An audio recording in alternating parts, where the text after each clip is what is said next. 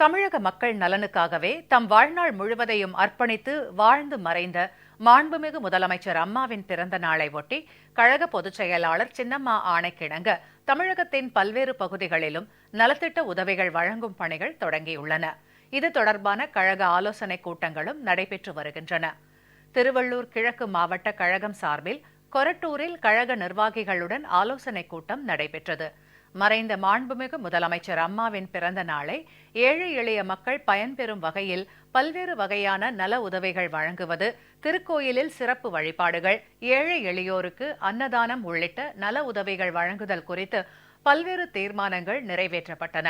இக்கூட்டத்தில் அமைச்சர் திரு ப பெஞ்சமின், நாடாளுமன்ற சட்டமன்ற உறுப்பினர்கள் உள்ளிட்ட பலரும் கலந்து கொண்டனர். வேலூர் கிழக்கு மாவட்டம் குடியாத்தம் ஒன்றிய கழக நிர்வாகிகள் ஆலோசனைக் கூட்டம் சித்தூர் கேட் பகுதியில் நடைபெற்றது.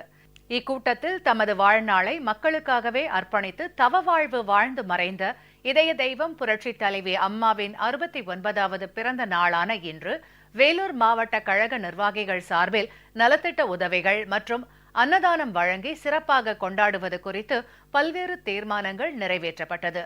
மறைந்த மாண்புமிகு முதலமைச்சர் அம்மாவின் 69வது பிறந்த நாளை முன்னிட்டு கன்னியாகுமரி மாவட்டம் அகஸ்தீஸ்வரம் ஒன்றிய கழகம் சார்பில் கொட்டாரம் அருகே பஞ்சலிங்கபுரத்தில் உள்ள மனநலம் குன்றியவர்கள் பள்ளியில் 50க்கும் மேற்பட்டோருக்கு உணவுகள் வழங்கப்பட்டது. இதில் மாவட்ட கழக நிர்வாகிகள் கலந்து கொண்டனர்.